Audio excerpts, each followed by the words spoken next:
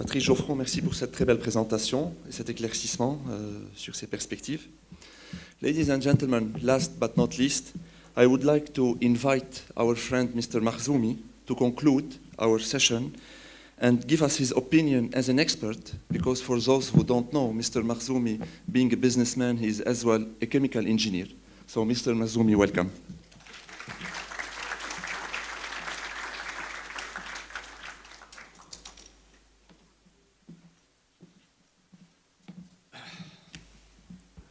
Thank you, Dr. Sabagha. Well, after listening to the two experts, I'm wondering what should I be saying. Looking at the chart of the World Bank commodities data, they compare on a yearly basis the nominal US dollars per barrel versus the real value. 2014, it was 96 nominal, real was 2010. 2015, it was 50.1, and the real was 48.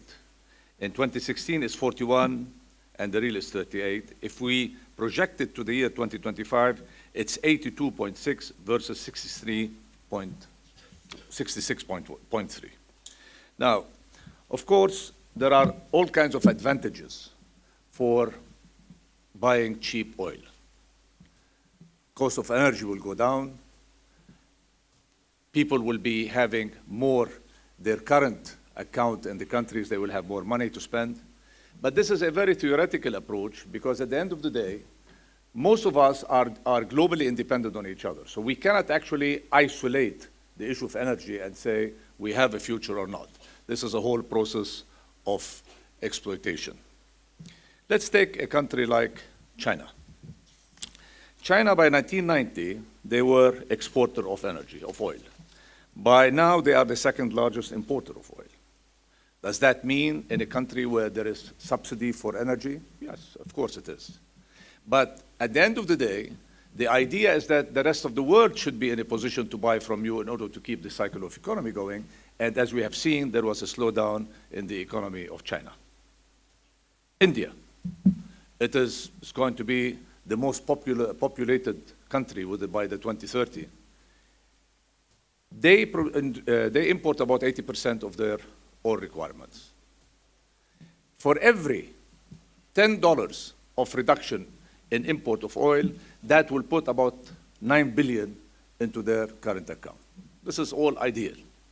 But remember, there are $70 billion that are transferred from the Gulf of remittance back to India from the Gulf because of the Indian workers that are working there. So what I'm trying to say, it's very important that we see this balance, but it's not a black and white situation.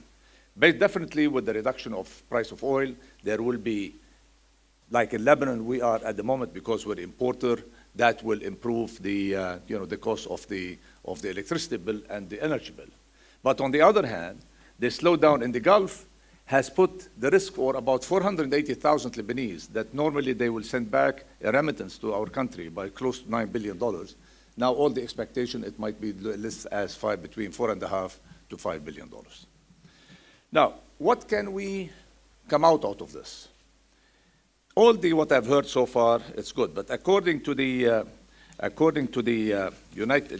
World Bank and Deutsche Bank, they estimated what's the cost of the price of oil that the world should be having per country in order to manage their budget. Libya, $184. Iran, $131. Algeria, $131. Nigeria is $123. Venezuela, $118. Russia, $105. Saudi Arabia is $104. What I'm saying is that we have a problem with this new policy that has been adopted by OPEC in order to control market share. Because we all know, once you get used to something, it's very difficult to change. Add to it now that Iraq is going to be definitely speaking up. Iran will be soon, assuming that the sanctions are going to be released, at least at the same speed that we have promised that we will be doing it. You have most of the Levant area.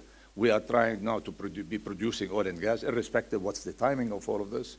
Now we're seeing in West Africa, we're seeing everywhere the possibility, let alone, as what we have heard this morning, is that even in Europe, And one of the problems we have in Ukraine is that Ukraine can have a lot of shale gas and shale oil, and that's in the disputed area between Russia and Ukraine.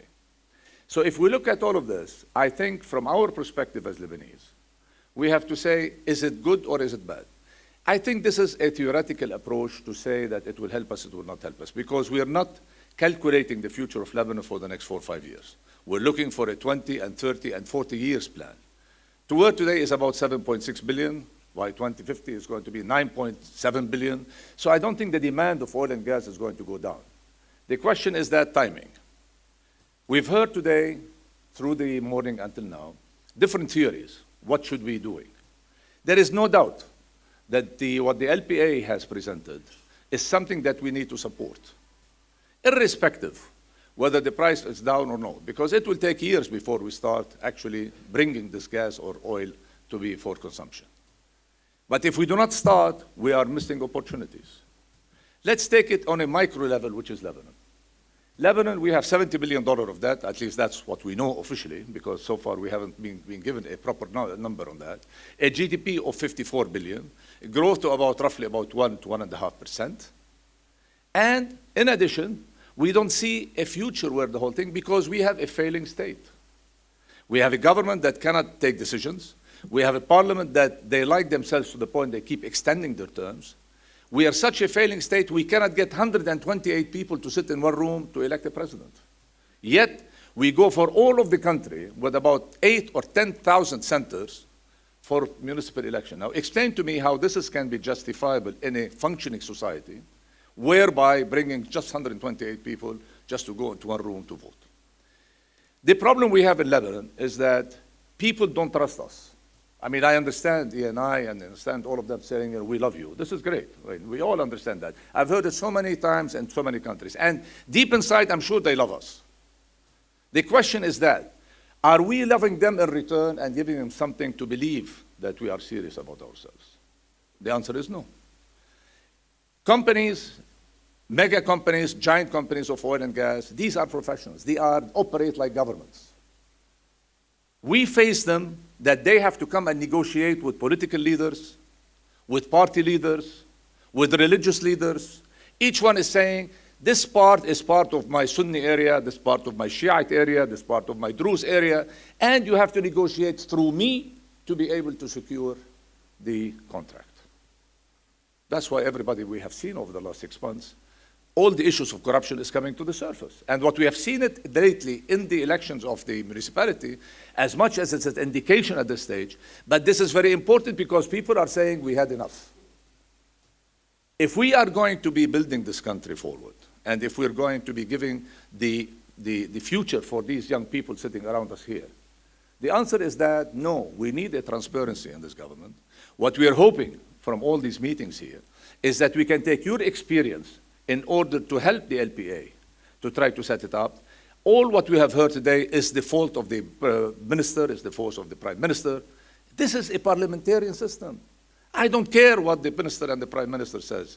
If I have the proper parliament that is going to be transparent and not to be involved in this the dealing that's being fixed now, I think we might have a chance to try to do that. I think there is hope. I mean, we are Lebanese. If we don't believe in hope, we would have disappeared a long time ago. Remember, this is the land of miracles here we had. Christianity was here, Judaism was here, Islam came from this part of the world. But at the end of the day, let's move on from keep blaming others for the conspiracy. 100 years ago, we had the Sykes-Picot. Up till now, I hear academicians and professors blaming the French and the Italians, and the French and the Spanish for the Sykes-Picot. True, maybe at that time they figured they can get away with it. 100 years later, we're still blaming them for the mistake that was made 100 years ago. My suggestion to all of you, let's work together to put the pressure on this government and to support LPA. Because at the end of the day, these are professional people. But at the end of the day, in our political sectarian regime, they have their hands tied. Let's support them, let's help them. Let's stop arguing that they are good or bad. This is what we have. Let's use them, build on it in order to move forward. And thank you very much.